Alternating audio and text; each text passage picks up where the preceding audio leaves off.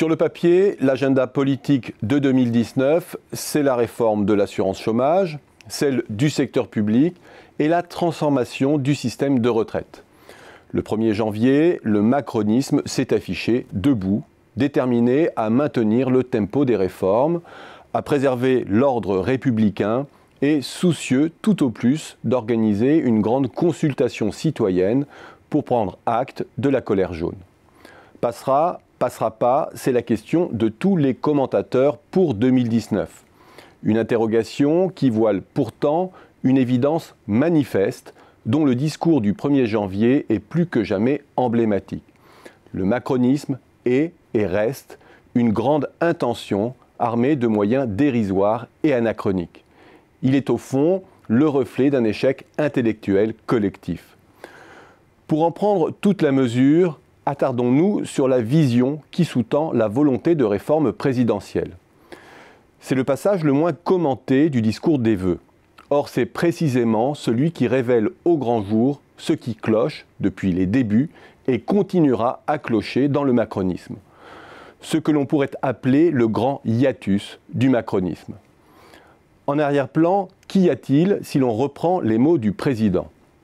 Il y a d'abord la remise en cause de l'ordre international bâti en 1945. Autrement dit, un bloc occidental qui voit grossir le risque d'une hégémonie chinoise et qui, en ordre dispersé, en fourmilière affolée, torpille l'ordre multilatéral et ne sait plus à quel jeu d'alliance se vouer.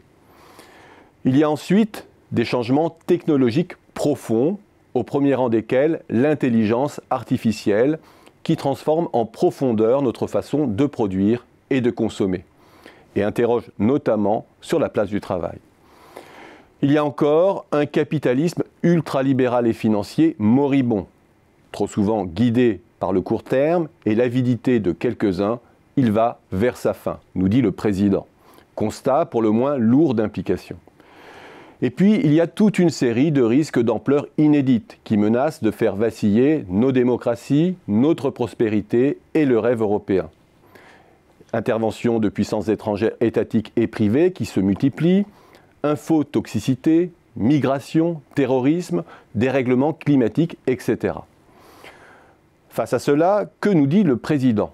Nous voulons innover sur le plan démocratique, social, politique, économique et environnemental pour bâtir les nouvelles sécurités du XXIe siècle.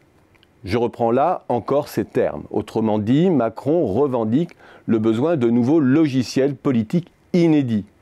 Ce qui signifie notamment que le président doit rompre avec la logique de ses prédécesseurs qui consiste à importer à petite dose les bonnes pratiques d'autres pays, tout autant que nous enferrés dans une crise systémique. L'intention est belle. Et c'est à ce stade du raisonnement que surgit le grand hiatus. Car dans les actes, le macronisme, c'est du blairisme réchauffé. C'est avec 20 ans de retard, un paradigme qui est partout assez violemment balayé par l'histoire. C'est le plat du rapport Attali servi froid.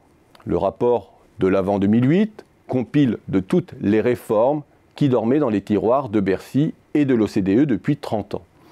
Le rapport de la mondialisation heureuse qui, ironie du sort, chantait les louanges de la formidable capacité d'adaptation de l'Espagne, du Portugal ou de la Grèce. Les vertus d'une innovation aiguillée par une financiarisation féconde. Autant dire un objet intellectuel vintage qui ne colle ni avec les réalités lourdes du monde, que le président a lui-même mis en exergue, ni avec le ressenti des populations déclassées.